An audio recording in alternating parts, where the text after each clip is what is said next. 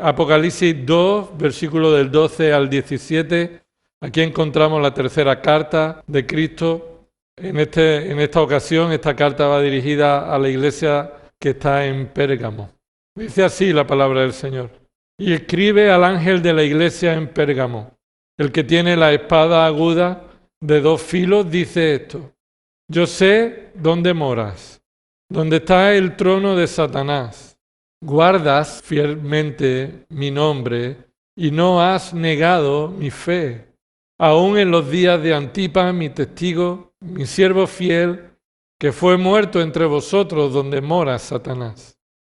Pero tengo unas pocas cosas contra ti, porque tienes ahí a los que mantienen la doctrina de Balaán, que enseñaba a Balac a poner tropiezo ante los hijos de Israel, a comer cosas sacrificadas a los ídolos y a cometer actos de inmoralidad.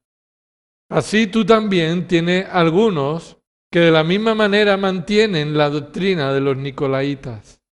Por tanto, arrepiéntete, si no vendré a ti pronto y pelearé contra ellos con la espada de mi boca.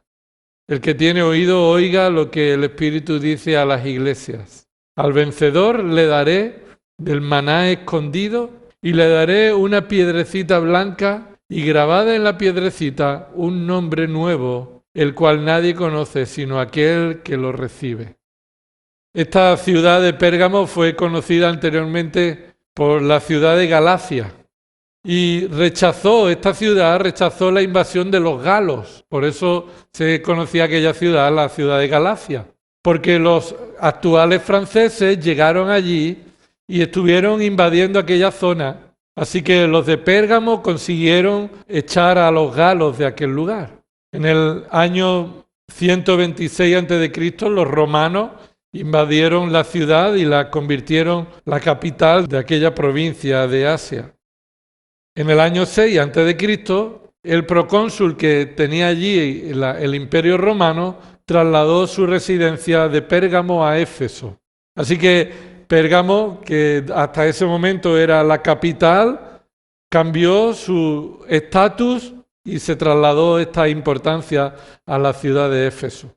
Esta ciudad Pérgamo contaba con una gran biblioteca, casi tan importante como la biblioteca de Alejandría.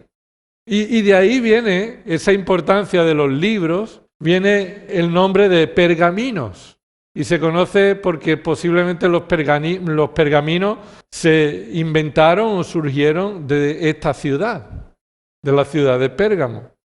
Esta ciudad contaba con un templo dedicado a Atenea, otro templo consagrado a Augusto César. Fue el primer templo en una ciudad donde se rindió culto al César. Y fuera de la ciudad contaba con un santuario al dios de la medicina. Esa ciudad era conocida como una ciudad en la que comenzó este tipo de medicina mezclada con superstición. Usaban las serpientes en una forma de rito de sanidad, le daban la medicina y les hacían sentarse y tumbarse para que las serpientes pasaran por encima de los enfermos, creyendo así que las serpientes harían que esto sanara. De ahí viene que tú pasas por una farmacia y ves una copa y una serpiente. Y viene de las prácticas de esta ciudad. Dice el versículo 12, y escribe al ángel de la iglesia en Pérgamo. Aquí Cristo continúa mandando a Juan a que escriba lo que va a decirle para que esta carta sea enviada a su iglesia en la ciudad de Pérgamo. Pero según cada despedida de cada carta, aunque cada iglesia recibiría su propio mensaje particular, en este caso Pérgamo, escucha, todas recibirían una copia de las demás cartas. Todas las iglesias recibirían una copia de lo que Cristo le dice a otras iglesias también. Así que esto es una carta dividida en 7. Es decir, observa esa conjunción en el versículo 8, versículo 12, versículo 18, en el comienzo de cada escritura, empieza por una conjunción y. ¿Lo ves ahí? Y. Lo que esto nos está diciendo es que todas las cartas forman una sola unidad, en la cual cada una de ellas va a tener un mensaje, pero todas van a recibir los 7 mensajes a las 7 iglesias. Por eso todas las cartas terminan diciendo lo mismo.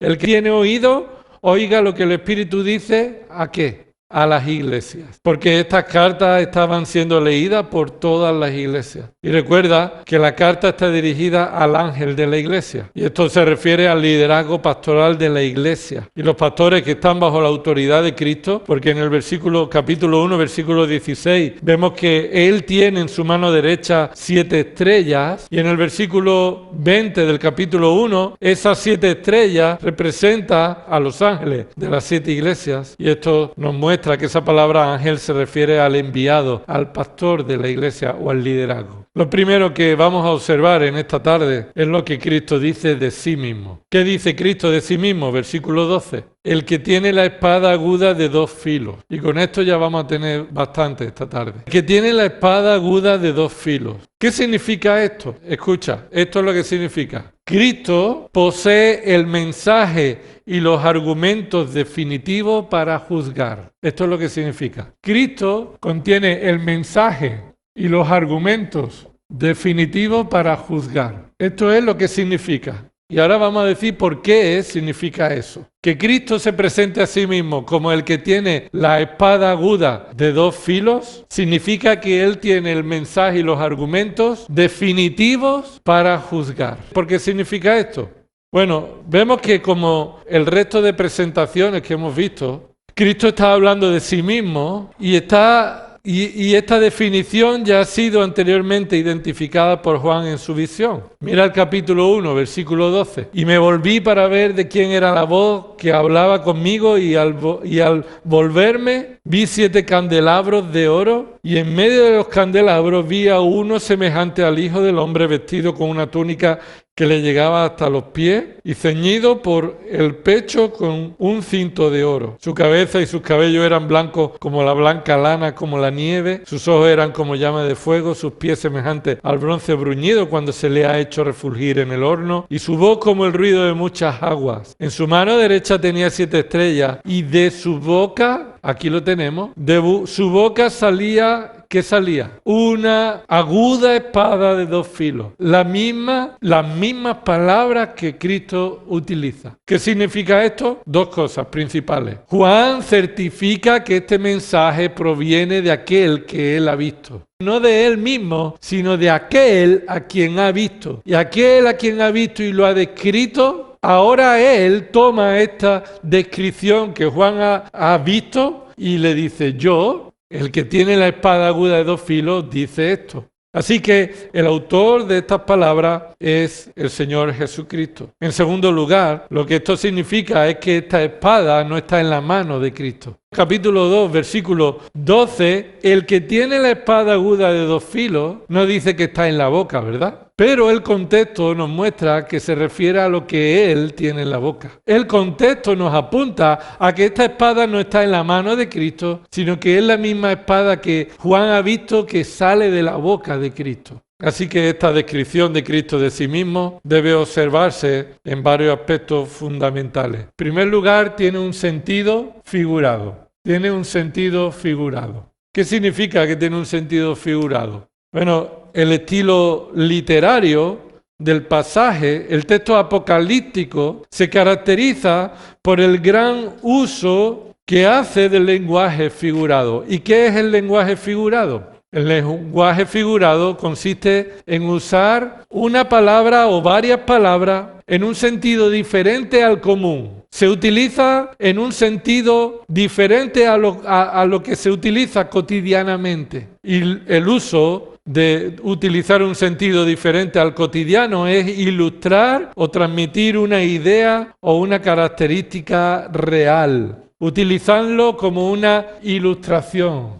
y nos quiere presentar una realidad espiritual por medio de una imagen que para nosotros puede valer más que 1000 palabras, como se dice, ¿no? Cuando vemos una imagen y comparamos una realidad que puede ser espiritual con algo que es material, podemos entender que se está ilustrando. Por tanto, Cristo no tiene literalmente nunca en su boca una espada aguda de 2 filos. Nunca. Entonces, de su boca no sale literalmente una espada de 2 filos, sino que esto es un lenguaje figurado. Lo que significa es que Cristo usa su lengua y su palabra con la eficacia y la letalidad con la que la espada aguda de 2 filos se caracteriza. ¿En qué se caracteriza una espada aguda de 2 filos? Pues su característica es la forma en la que Cristo utiliza su mensaje y su palabra. En muchas ocasiones podemos ver que la dialéctica, en la conversación, el uso de las palabras, el lenguaje, los debates, las declaraciones públicas se usan como un tipo de batalla entre 2 personas, ¿no? En una discusión uno quiere ganar por medio de ¿qué? De argumentos, ¿no? ¿Y qué hacen en los debates políticos que ahora están muy de cerca a nosotros? Bueno, los políticos pretenden por medio del lenguaje atacar al enemigo y captar el favor de aquellos que quieren su voto. En este sentido, Cristo se describe a sí mismo, escucha, como aquel que tiene el poder, la capacidad y la autoridad de vencer todo argumento. Cristo gana todos los debates. Cristo tiene capacidad de dar las razones y nadie tiene excusa para poder ganar un debate delante de él. Nadie puede ir en contra de su verdad, porque la verdad es lo que Cristo diga. Nadie podrá ir en contra ni encontrar en Cristo algo donde cogerlo en una mentira, porque su mensaje es tan eficaz como una espada afilada, aguda, de 2 filos. Usar la espada aguda de 2 filos en un sentido figurado para referirse a la palabra de Cristo es repetida en muchos lugares en la Escritura y nos ayuda a entender este significado. Así que nos hacemos esta pregunta: ¿Qué característica de la espada se le está atribuyendo a la palabra de Cristo? ¿De qué forma a Cristo se le está diciendo que su mensaje y sus argumentos se parecen a una espada aguda de 2 filos? ¿En qué forma? Y la Biblia se explica a sí misma. Así que lo segundo que vamos a ver es el poder supremo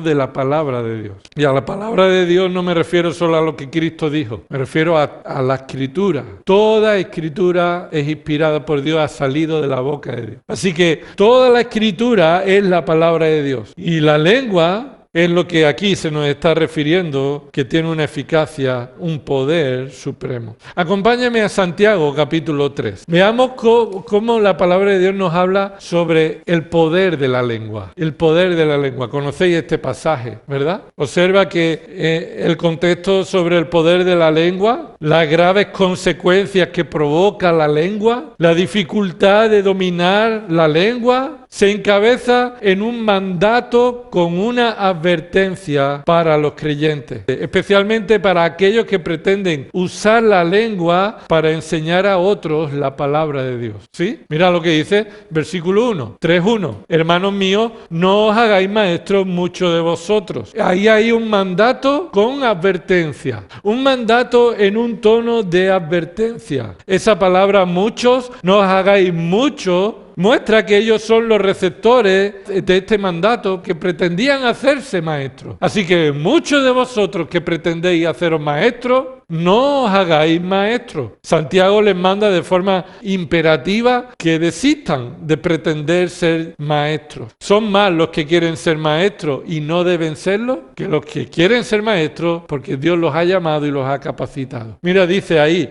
no os hagáis muchos de vosotros, no os hagáis maestros muchos muchos de vosotros. Son más los que quieren hacerse maestros y no deben hacerlo que los que en realidad son llamados por Dios a ser maestros. Y mira, la razón que se nos muestra en forma de advertencia, sabiendo que. Así que no hagáis muchos maestros sabiendo una cosa, y esta es una advertencia, que recibiremos un juicio más severo. ¿Has leído bien? Porque mira, el primer mandato, Santiago no se incluye él mismo. Dice ahí, versículo 1, no os hagáis maestros muchos de vosotros. Él no se incluye. Pero en la advertencia, Santiago sí se incluye. Observa que dice, sabiendo que recibiremos. Santiago no dice, sabiendo que recibiréis, sino Santiago dice, aquellos que somos maestros, recibiremos un juicio más severo. Pero en la razón con una advertencia, Santiago se incluye en esta realidad que debemos saber. Y esto debemos considerar antes de continuar con la pretensión de ser maestros. Está hablando en nombre de los maestros. Así que Santiago dice, mira, los maestros recibiremos un juicio más severo. Así que quien pretenda ser maestro, muchos de vosotros no debéis haceros maestros. Esto de que los maestros recibiremos un juicio más severo, ¿a qué se refiere? Que que Dios será tan estricto y exigente con los maestros como importante y delicado es aquello que enseñan. Y lo vuelvo a repetir, Cristo será tan estricto y exigente con los maestros como importante y delicado es aquello que enseñan. La palabra de Dios merece absoluto respeto. Es delicado como nada en el mundo. Una palabra que tú cambies, cambia el significado de la frase, de la enseñanza. Así que los maestros de la palabra de Dios deben considerar que tienen la máxima responsabilidad en el mundo. Porque no hablan en nombre de un gobierno ni de un presidente, hablan en el nombre del Dios, del Rey de los Reyes, el Señor de los Señores. Y la palabra de Dios es fiel, es correcta, no tiene error y Dios va a ser estricto con aquellos que manejen su palabra. Dios no dejará que nadie tome su palabra para torcerla, para cambiarla, para ensuciarla, sin que reciban juicio. Escucha, Dios sí deja que gente haga eso con su palabra. Sí, Dios deja que haya personas que tuercen su palabra, pero no les va a dejar sin castigo. Es lo que estamos diciendo. Él va a establecer un juicio más severo con aquellos que digan, Dios dice, pero en realidad Dios no ha dicho eso. Y Dios no va a dejar que alguien maltrate su palabra sin darles el juicio tan severo que merece, porque la palabra de Dios debe ser tratado con máximo respeto. ¿Por qué es tan importante saber que los maestros de la palabra de Dios serán juzgados más severamente? Por una realidad en la que todos estamos incluidos sin excepción. No los maestros y no los que pretenden ser maestros. Todos, cada uno de nosotros, estamos incluidos en esta situación, en esta realidad. Versículo 2. Míralo ahí. Porque todos tropezamos de muchas maneras. Esta es la razón por la que al saber que seremos juzgados más severamente, muchos no deben hacerse maestros, porque todos tropezamos de muchas maneras diferentes. ¿Qué significa tropezar? Significa cometer un error inesperado. Cometer un error inesperado por falta de cuidado y atención. Yo recuerdo que cuando me decían, cuando yo era chico, ten cuidado que te va a caer. Yo decía, no me he caído, ¿ves? Que no me he caído. Hasta que me caía. Y esa es la característica de tropezar, ¿no? La característica de tropezar es que llega de imprevisto. Sucede sin haber sido avisado. Hasta que tropieza, yo no me había caído. Pero cuando tropiezo, entonces es cuando ya es tarde. Y somos avisados de antemano para poder evitar nuestro tropiezo. Pero no podemos evitar del todo nuestro tropiezo, porque todos lo hacemos de muchas maneras, pero somos llamados a la prudencia. En esta misma carta, el Espíritu Santo dice ahí, mira lo que dice. Capítulo 2, versículo 10. Cualquiera que guarda toda la ley, pero tropieza en un punto, se ha hecho culpable de todo. Y esta es la misma palabra, tropezar. Eso indica que tropezar significa fallar u ofender la ley de Dios. Tropezar significa que en cualquier momento en lo que decimos, sea consciente o sea inconsciente, estamos faltando a la ley y a la verdad de Dios. Además lo hacemos de muchas maneras diferentes, es decir, tropezamos sin remedio. Dice ahí el versículo 2, capítulo 3, versículo 2, porque todos tropezamos de muchas maneras. ¿Qué significa de muchas maneras? No tenemos remedio, no es la misma forma en la que caemos. Caemos de tal formas diferentes que para nosotros es tan difícil no tropezar. ¿Qué dice el versículo 2? Continúa diciendo, si alguno no tropieza en lo que dice, es un hombre perfecto. Es tan difícil que solo un hombre perfecto no tropieza, capaz también de refrenar todo el cuerpo. Y ese hombre perfecto solo es posible por medio de la obra santificadora del Espíritu Santo. Quien en su máxima expresión, el hombre perfecto que no pecó, ¿quién fue? Nuestro Señor Jesucristo. Él es la piedad, el misterio de la piedad. La perfecta piedad hecha carne. Aquel que, dice Isaías 53:9, describe a Cristo como el siervo sufriente. Aquel que murió en el lugar de su pueblo, los escogidos, lo describe de esta forma. El cual no cometió pecado, ni se halló engaño en su boca. Observa conmigo Apocalipsis capítulo 14, versículo 3. Apocalipsis capítulo 14, versículo 3. Como no solamente Cristo demostró su piedad perfecta, sino que Cristo hace que sus hijos puedan adquirir esta capacidad, puedan cumplir esta forma de vivir. Aquí describe a los 144.000 que durante el tiempo de la tribulación serán salvados y predicarán el Evangelio a todas las naciones. Y dice el versículo 4, estos, los 144.000, son los que no se han contaminado con mujeres, pues son castos. Estos son los que siguen al Cordero, a donde quiera que va. Estos han sido rescatados de entre los hombres como primicias para Dios y para el Cordero. En su boca no fue hallado engaño, están sin mancha. Entonces, un hombre, una mujer puede no hallarse engaño en su boca, dominar su boca por medio de la obra del Espíritu Santo. Ahora, lo que Santiago está diciendo es que este miembro, vuelve a Santiago capítulo 3 conmigo, ¿y por qué estoy dedicando tanto tiempo a hablar de la lengua? Porque hay aquí un contraste con la lengua de Cristo. Con la lengua de Cristo. Observa, Santiago 3:5 nos dice que la lengua tiene un poder incomparable para traer graves consecuencias y una gran dificultad para dominarla.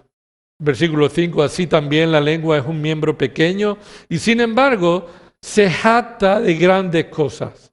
¿Qué cosas? Siendo un miembro pequeño, es capaz de provocar grandes consecuencias. Y dice ahí, mirad qué gran bosque se incendia con tan pequeño fuego. Esto es forma figurada de nuevo. Es decir, un pequeño fuego es capaz de hacer arder un bosque entero. Así es el poder de la lengua.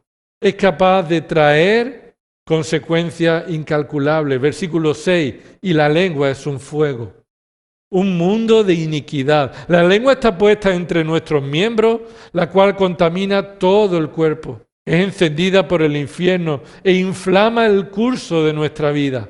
Porque todo género de fiera y de aves, de reptiles y de animales marinos se puede domar y ha sido domado por el género humano. Versículo 8. Pero ningún hombre puede domar la lengua.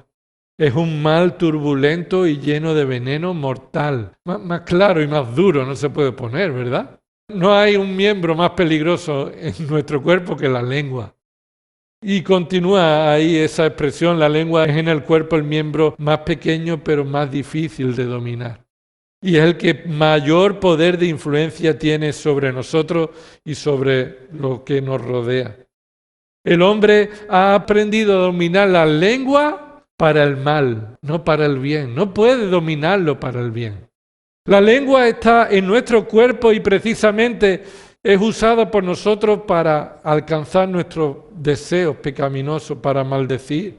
Hemos aprendido a usarlo para nuestros propios intereses, para nuestra conveniencia. Y esto estaba sucediendo en estos creyentes. Por eso le dice el versículo 1, no os hagáis maestros muchos de vosotros, porque habéis aprendido a usar la lengua para vuestra conveniencia. No sois personas de fiar en vuestra lengua, en el uso de vuestra lengua.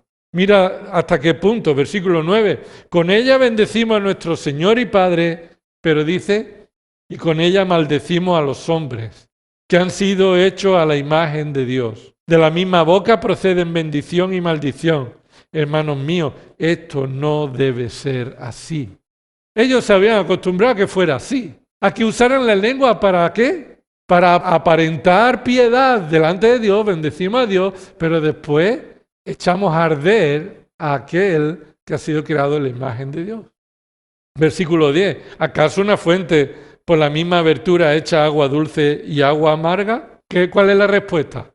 Bueno, no es posible. Esta es una pregunta retórica que la respuesta es no es posible. Versículo 12. ¿Acaso, hermanos míos, puede una higuera producir aceituna o una vid producir higo? ¿Cuál es la respuesta? No es posible. Mira cómo termina aquí. Tampoco la fuente de agua salada puede producir agua dulce. Entonces, no podemos pensar que con la lengua podemos pecar y usarla para nuestras conveniencias pecaminosas e hipócritas sin sufrir consecuencias. Recuerda que está encabezado todo en un mandato. Cuida cómo usas la lengua porque Dios va a juzgar a cada uno por cómo la está usando. Más bien debemos observar que el uso hipócrita de la lengua revela que en realidad lo que parecería una higuera no lo es. Lo que parecería una fuente de agua dulce no lo es. Esto es lo mismo que Jesús dijo en Mateo 12:34, apúntatelo ahí, Mateo 12:34. Camada de víboras, dijo Jesús. ¿Qué tipo de lenguaje es ese? Duro, ¿no? Lenguaje duro. ¿Cómo podéis hablar cosas buenas siendo malos? Porque de la misma abundancia del corazón habla la boca. El hombre bueno, dice Lucas 6:45, del buen tesoro de su corazón saca lo que es bueno, y el hombre malo del mal tesoro saca lo que es malo, porque de la abundancia del corazón habla la boca. La boca revela, refleja cómo es el corazón. Y frente a este contexto del uso de la lengua para fines pecaminosos y para producir consecuencias desastrosas, escucha, nadie puede hacer frente al poder de Cristo y su palabra. Por más que sea poderosa la lengua del hombre y pueda traer consecuencias graves, nadie puede hacer frente al poder supremo de la palabra de Cristo. No puede haber tanto mal que pueda superar el bien y el poder de Cristo. No puede haberlo. La lengua es usada para la lucha, para la guerra. Escucharon a Jesús enseñar y Marcos 1:22 dice que se admiraban por su enseñanza. ¿Por qué? Porque Jesús les enseñaba como quien tiene ¿qué? Autoridad y no como los escribas. Y Santiago nos está ilustrando el uso de la lengua que los escribas tenían, maestros que no deberían ser maestros.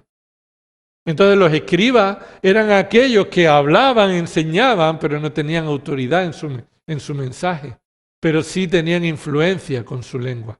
Pero Cristo, cuando llega a la tierra y predica y abre su boca, deja a todo el mundo boquiabierto y dice, ¿este quién es?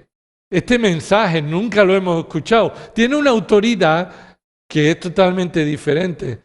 Es decir, este tiene autoridad. No como los escribas, no tienen autoridad. Así que la autoridad de Cristo es incomparable, su poder es supremo. La palabra de Cristo tiene el poder de aquel que creó el mundo con su palabra. ¿Qué usó Dios para crear el mundo? Su boca, su boca. Él dijo y se hizo. Y el poder de la palabra de Dios es lo que hace que a Cristo se le conozca como el Verbo de Dios. El Verbo de Dios, la palabra de Dios. No solamente el mensaje, sino el poder supremo del Dios que trae un mensaje que no puede ser evitado. Hay dos pasajes que destacan el significado de la espada sobre la autoridad de Cristo y el poder de la palabra de Cristo. Efesios 6:17. Ahí en ese contexto En el versículo 10 se nos dice, vestidos con toda la armadura de Dios para que podáis resistir todos los ataques, ¿no? ¿Y qué dice? No tenemos lucha contra carne ni sangre, sino contra huestes espirituales de maldad. Así que esta lucha espiritual se enfrenta con una armadura, la armadura de Cristo. Y todo esto tiene aquí un sentido figurado. Se utiliza elementos de la armadura para revelar cómo Cristo nos fortalece, nos capacita en nuestra lucha. ¿Qué dice el versículo 17? Tomad también el yelmo de la salvación y la espada del Espíritu, que es la palabra de Dios. Observa cómo se hace aquí referencia a la Trinidad. Es decir, en este aspecto la Trinidad forma parte de este elemento de la espada. Porque en la armadura de Cristo, la espada dice que es la espada del Espíritu Santo, la cual es la palabra de ¿quién? De Dios, se refiere al Padre. Así que la Trinidad está aquí mostrando que su palabra, el Trino Dios, está directamente involucrado en revelar su poder y su autoridad por medio de la palabra de Cristo. Así Cristo dijo, yo no he venido a decirlo de mi propia iniciativa. Lo que el Padre me ha dicho que diga, eso es lo que yo digo. Y Él dijo del Espíritu Santo, lo que yo he dicho, el Espíritu Santo lo recordará. Porque Él no hablará de lo suyo, sino que tomará de lo mío y os lo hará saber. Así que la Trinidad está sometida a una realidad en la que directamente está involucrado a revelar el poder y su autoridad por medio de su palabra. Así que el enemigo también usa la lengua para atacar a los creyentes, ¿sí o no? Satanás también utilizó la palabra en la tentación cuando le dijo a Jesús, porque escrito está, a sus ángeles mandará para que tu pie no tropiece en piedra. Y él tomó la palabra mal usada para... Así que el enemigo va a usar la lengua para atacarnos, para engañarnos. Pero escucha, la palabra de Dios es eficaz en nuestra lucha contra los argumentos engañosos. Y no quiero que desconecte por qué estamos hablando de esto. Estamos hablando porque Cristo se presenta a sí mismo a la iglesia de Pérgamo. ¿Qué se inventó en la ciudad de Pérgamo? El pergamino, un lugar donde la palabra era importante, y Cristo se presenta así como el que tiene el argumento definitivo para juzgar a los hombres. Y la iglesia debe saberlo, debe confiar y estar también consciente de cómo es el poder de la palabra de Cristo. El segundo pasaje es Hebreos, capítulo 4, versículos 12 al 13. Y ya sabéis cuál es, ¿verdad? Ahí Hebreos, capítulo 4, versículos 12 al 13, dice ahí, porque la palabra de Dios es viva y eficaz, y más cortante que cualquier espada de dos filos. Penetra hasta la división del alma y del espíritu, de la coyuntura y de los tuétanos, y es poderosa para discernir los pensamientos y las intenciones del corazón. Y no hay cosa creada oculta a su vista, sino que todas las cosas están al descubierto y desnudas ante los ojos de aquel a quien tenemos que dar cuenta. ¿Sí? Esta es la descripción de la palabra de Dios. ¿Y qué se utiliza para hablarnos de la palabra de Dios? De nuevo, una espada. El contexto nos muestra la fidelidad y la autoridad de la palabra de Dios para cumplir tanto sus promesas como sus juicios. Porque ahí dice el versículo 11, por tanto esforcémonos por entrar en ese reposo, no sea que alguno caiga siguiendo el mismo ejemplo de desobediencia. Y nos está diciendo en el capítulo 4, los versículos anteriores, que el pueblo de Israel no dejó de ser rebelde a la palabra de Dios y por tanto sufrió las consecuencias y no entraron en el reposo. ¿Por qué? Porque fueron desobedientes a la palabra de Dios. Por eso empieza el versículo 12, porque la palabra de Dios es viva. Así que empieza con una palabra porque. Y esa palabra porque nos indica que el poder de la palabra de Dios es la razón por la que tú y yo debemos esforzarnos por mantenernos fieles a la palabra. Porque sabes que la palabra de Dios se va a cumplir. Y las consecuencias de cómo maltratamos la palabra de Dios o cómo no cumplimos la palabra de Dios va a estar en nosotros. Como lo estuvo con el pueblo de Israel. Así que nosotros esforcémonos. ¿Por qué? ¿Cuál es la razón por la que debemos esforzarnos? Versículo 12. Porque la palabra de Dios es viva y eficaz. El Espíritu Santo se refiere en este pasaje a la palabra de Dios, enfatizando en el original esta traducción. No está bien traducido esto aquí. ¿Cómo debe estar traducido? Viva es la palabra de Dios y eficaz. Viva es la palabra de Dios y eficaz. Y aquí vemos dos características. Viva y eficaz. Estas son características. ¿Qué significa viva? Que la palabra de Dios está activa, actúa, es activa, ejecuta. Dios ejecuta por medio de su palabra su voluntad. La palabra de Dios está viva porque el Dios de la palabra está vivo y Él está cumpliendo su voluntad, está cumpliendo su palabra. ¿Qué significa eficaz? Esa calidad de su obra. Es la calidad de la obra de la palabra viva. Si la palabra de Dios está viva, esto significa que esta eficacia es la calidad de su obra. ¿De qué manera obra? Por mi palabra yo puedo pedir, por favor, traedme agua, ¿no? O mandarle a mi hijo, tráeme agua. Eso es una palabra en la que yo estoy procurando que se haga lo que yo digo. Y mi hijo dice, ¿no? Y no va, no es el caso, estamos poniendo un ejemplo, él iría, pero él no va, entonces ¿es eficaz? ¿Mi palabra es eficaz? Sin duda que no sería eficaz. ¿Qué significa que la palabra de Cristo sea eficaz? Habla de la calidad de su obra, actúa con perfecta eficacia, cumpliendo el propósito que Dios se pretende con ella. Tan inevitable, dice Isaías 55, 11. Tan inevitable es que caiga la lluvia en la tierra y esto produzca la hierba verde, como que la palabra de Dios traiga fruto y cumpla aquel propósito por el cual yo la mandé. Eficaz. Lo contrario sería ineficaz, que no cumple lo que Dios se ha propuesto con ella. ¿Y qué se ha propuesto? 4 obras de la palabra de Dios. 4 obras. Véanlo ahí. Primero es cortante, ¿no? Cortante. ¿Qué significa cortante? Bueno, es tan eficaz que corta sin comparación. Es tan eficaz que cumple aquello para lo cual está diseñada. Escucha, nada resiste su poder. Que sea cortante significa que nada le hace tal resistencia para evitar que corte. Es decir, los materiales se miden por su dureza dependiendo cuál sea el material que raya al otro. Así se demuestra la dureza de los materiales. ¿Cuál es el material más duro? Que no es rayado por nadie, sino que él raya. El diamante. Así que la dureza mayor es la del diamante. Su eficacia se muestra en que él es capaz de cortar a todos los demás y nadie le corta a él. ¿Cuál es la eficacia de la palabra viva de Dios? Que corta el diamante como la mantequilla. Es decir, nada puede evitar que cumpla su obra. No hay poder que se resista para que sea cortada por la palabra.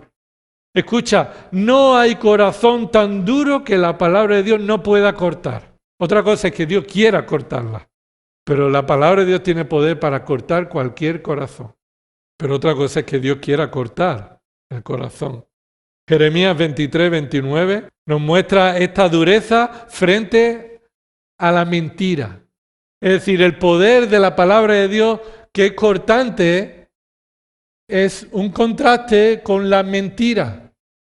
Corta la mentira. Dice Jeremías 23, 29, no es mi palabra como fuego, declara el Señor, y como martillo que despedaza la roca. Él está tomando otros elementos para mostrar el poder y en ese contexto los profetas soñaban sueños y decían, Dios ha dicho, mira, que el profeta que haya soñado diga que es su sueño, pero no diga que es la palabra de Dios. Y entonces ahí se está contrastando los falsos profetas que usan palabras engañosas con el poder supremo y cortante de la palabra de Dios, que corta la mentira. Otra obra, ¿cuál es? Penetra. La palabra de Dios es tan cortante que cualquier espada de 2 filos, y dice ahí, penetra hasta la división del alma y del espíritu, de la coyuntura y de los tuétanos. Así que esta palabra de Dios es eficaz para penetrar y se relaciona con cortar. Primero corta y después penetra, ¿verdad? Primero corta y después llega hasta lo más profundo. No se queda ahí, no es un corte superficial, no hay límites. No hay lugar escondido en el cuerpo donde la espada no pueda llegar. Hasta lo más interno del cuerpo humano, ¿cuál es? Lo que está dentro del hueso, ya más para adentro ya no se puede. Entonces él penetra y abre el hueso y llega hasta el tuétano, lo que está dentro del hueso. Y no solamente lo físico, sino lo espiritual. Ahí cuando dice que llega hasta la división del alma y del espíritu, no está refiriéndose que los hombres tenemos alma y espíritu como partes separadas y la palabra de Dios las divide. No, es capaz de llegar hacia la parte no material, hacia la parte espiritual que somos. Hasta ahí llega y penetra. Y dice ahí que donde nosotros, los hombres, estamos escondiendo las cosas, la palabra de Dios es capaz de llegar y penetrar. No como el hombre pretende hacerlo con palabras inútiles de psicología que pretenden llegar hasta lo más profundo del ser humano. Mentira. Palabras engañosas, inútiles, para nada sirven. La palabra de Dios tiene poder para llegar hasta donde ningún ser humano puede llegar. Lo más profundo de tu ser. ¿Y qué hace? Lo tercero que pone ahí, que juzga. Es lo que significa discierne. Dice ahí, y es poderosa, y esa palabra es poderosa, no está en el original, pero está enfatizando la idea del principio de su poder para discernir. Y esa palabra discernir significa juzgar. Así que lo tercero que hace, he dicho antes 4 acciones y son 3. Porque esta tercera se junta con la cuarta y es revela, juzga y revela. ¿Y esto qué significa? Que hace un juicio profundo y saca a la luz lo escondido. La palabra de Dios es eficaz para juzgarnos, revelarnos las verdaderas intenciones que hay en nosotros. Y al primero que le revela es a ti y a mí. La palabra de Dios, ¿cuántas veces has leído su palabra o has escuchado una predicación y te has sentido ofendido? Y has dicho, este lo está diciendo por mí. Pero no, es la palabra de Dios quien te ha revelado a tu conciencia aquello que está mal en ti. Es el poder de la palabra. ¿Quién puede usar esta palabra? Cristo. El que tiene una lengua como una espada aguda. Por eso, al final, terminamos en el tercer punto. Mira lo que dice ahí. Cristo actúa con poder insuperable, y esto es lo que hemos dicho, un poder supremo insuperable. Cristo actúa con poder insuperable de su palabra para juzgar con argumentos y un mensaje definitivo. Por eso hemos llegado aquí. Hemos llegado aquí por medio de lo que significa el sentido figurado, el poder que revela la palabra de Dios y lo que Él va a hacer. Ha terminado diciendo que juzga, ¿verdad? La palabra de Dios juzga. Así que Cristo nos muestra en Apocalipsis 2, ahí donde estamos estudiando en esta carta, que Él que tiene la espada aguda de 2 filos significa que Cristo actúa con el poder insuperable de su palabra para juzgar con argumentos definitivos que nadie puede rebatir. Para juzgar con argumentos definitivos que nadie puede rebatir. Lo repito, Cristo actúa con el poder insuperable de su palabra para juzgar con argumentos definitivos que nadie puede rebatir. Lo hemos dicho antes, Cristo gana todos los debates. No hay nadie que lo deje sin un argumento. No hay nadie que pueda ganarle en un argumento. Y en cada carta a su iglesia, en cada ciudad, Cristo se presenta a sí mismo con un aspecto que es necesario para la situación de esa iglesia. Mira, recuerda conmigo, Apocalipsis 2. Volvamos ahí y terminemos aquí. Apocalipsis 2. ¿Cómo se presenta Cristo a la iglesia de Éfeso? Capítulo 2, versículo 1. El que tiene las 7 estrellas en su mano derecha, el que anda entre los candelabros de oro, dice esto. Y recuerda que aquella carta se conoce como la carta de la verdadera motivación, ¿no? La verdadera motivación. Y el liderazgo de esta iglesia estaba sirviendo a Dios tan sacrificadamente, pero le faltaba una cosa, y es que no reconocía la gloria y la autoridad de Cristo que solo Él merece. Él merece el amor supremo, el cual esta iglesia había abandonado. Así que Él se presenta como aquel que tiene la autoridad y tiene la gloria que merece el amor prioritario de su iglesia. ¿Cómo se presenta en la segunda carta? Recuerda que Él se presenta como el primero y el último, versículo 8. El que estuvo muerto y ha vuelto a la vida. Y estuvimos viendo que esto significa que Él es el único redentor en quien tenemos paz eterna. Frente a una iglesia que estaba expuesta ¿a qué? Recuerda, a la muerte. Pero había sido librado ¿de qué muerte? De la muerte segunda. ¿Por qué? Porque Él se presentó de tal manera que aquella situación que la iglesia estaba enfrentando tiene relación con quién es Él, con quién es Cristo. Así que en la tercera carta, la forma en que Cristo se presenta es imprescindible para la situación en la que la iglesia de Pérgamo se encuentra. El poder y la autoridad eficaz de su palabra para pelear ¿contra quién? Contra los falsos maestros que estaban aquí en la iglesia. Y que estaban en la iglesia bajo la permisividad ¿de quién? Del pastor de la iglesia. ¿Quién recibe esta carta? ¿Quién recibe las cartas? ¿A quién está dirigida las cartas que Cristo está escribiendo? Cuando dice ahí, versículo 12, yo sé dónde moras, se refiere al pastor, no a la iglesia. Cuando dice en el versículo 9, yo conozco tu tribulación y tu pobreza, se refiere al pastor, no a la iglesia. Mira, veamos un ejemplo. Dice en el versículo 9, yo conozco tu tribulación y tu pobreza, pero tú eres rico. Y la blasfemia de los que se dicen ser judíos y no lo son, sino que son sinagogas de Satanás. Esto se lo está diciendo al pastor de esta iglesia. Escucha versículo 10. No temas lo que estás por sufrir. He aquí el diablo echará a alguno de vosotros.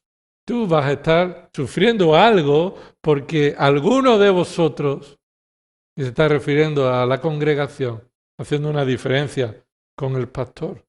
Así que aquí hay mensajes que van directamente dirigidos hacia el liderazgo, hacia el pastor. Y mira lo que dice el versículo 13. Yo sé dónde mora, donde está el trono de Satanás. Guardas fielmente mi nombre. ¿A quién se lo dice? ¿A la iglesia? Gramaticalmente no podemos decir que es a la iglesia, es al pastor. Guardad fielmente mi nombre y no han negado mi fe.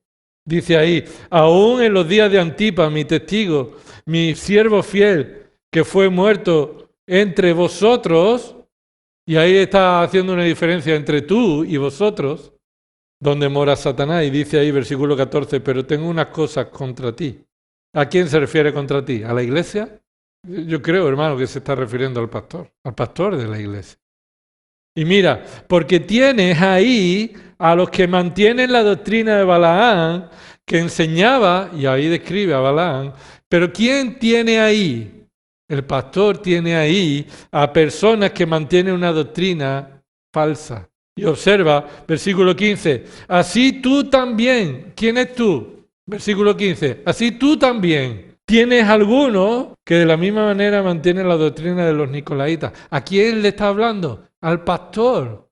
Así que dice Cristo al pastor, yo sé tu fidelidad, pero tú tienes en la iglesia personas que están enseñando doctrina falsa. Y no es suficiente con que tú seas fiel.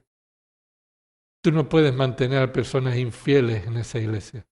Entonces, ¿cuál es el juicio? Lo veremos más detenidamente. El juicio viene a verse el 16. Arrepiéntete. ¿A quién se lo dice? ¿A la iglesia? Al pastor. Y le dice, si no, vendré a ti pronto y pelearé contra ellos con la espada de mi boca. Observa, no dice contra ti, pelearé contra ellos. Es decir, te dejaré en evidencia haciendo la obra que tú no has hecho. La tendré que hacer yo. Vendré y la haré. Si no te arrepientes. ¿Y cómo lo hará? Dice ahí, contra ellos con la espada de mi boca. Observa que Cristo se presenta como aquel que tiene la espada aguda de dos filos, porque esta iglesia está permitiendo que la lengua sea usada para transmitir falsa doctrina y el pastor de la iglesia lo permite, descansando en su propia fidelidad, creyendo que es suficiente con que él enseñe buena doctrina. pero no es suficiente. Cristo dice, no es suficiente. La iglesia de Cristo está al cuidado de Cristo y Cristo ha establecido a los pastores para que cuiden de su iglesia. Se cuiden a sí mismos, cuiden de su iglesia y no permitan, como veremos el domingo, que se introduzcan en la iglesia lobos vestidos ¿de qué? De ovejas. Lobos vestidos de ovejas. Así que Cristo, Él actuará con su poder, el poder de su palabra para traer juicio. ¿Hasta qué punto juicio? Capítulo 19. Ahí en esa iglesia Él vendría para pelear, dice ahí, pelear con la lengua. Cristo pelearía con la lengua. ¿Hay que pelear con la lengua? Para defender la palabra de Dios, sí. Hay que defender la sana doctrina con un corazón humillado, manso y humilde, pero pelear. Dice el capítulo 19, versículo 15. De su boca, y este es el que está en un caballo blanco, el cual está montado y se llama fiel y verdadero. ¿Quién es este? Versículo 13. Y está vestido de un manto empapado en sangre y su nombre es, ¿qué? ¿Quién es? ¿El verbo de Dios quién es? Solamente hay uno, Cristo. Y dice el versículo 19, entonces vi a la bestia y a los reyes de la tierra y a sus ejércitos reunidos para hacer guerra contra el que iba montado en el caballo y contra su ejército. Y la bestia fue apresada y con ella el falso profeta que hacía señales en su presencia, con las cuales engañaba a los que habían recibido la marca de la bestia y a los que adoraban su imagen. Los dos fueron arrojados vivos al lago de fuego que arde con azufre. Versículo 21. ¿Y los demás? ¿Qué pasó con ellos? Fueron muertos con la espada que salía de la boca del que montaba el caballo, y todas las aves se saciaban de sus carnes. Es decir, Cristo, ¿cómo va a actuar? Juzgando, matando. La muerte segunda, enviando al lago de fuego a sus enemigos, los que usan la mentira, el engaño. Este es Cristo, nuestro Señor y Salvador. Y su palabra no puede ser menospreciada. Vamos a orar. Señor, gracias por tu palabra, por mostrarnos el poder que tienes en ella. Confesamos, Señor, nuestro pecado delante de ti. Confesamos nuestro pecado delante de ti, creyendo que no vamos a sufrir el castigo. Señor, queremos pedirte que tú nos des un verdadero temor de ti, arrepentimiento verdadero.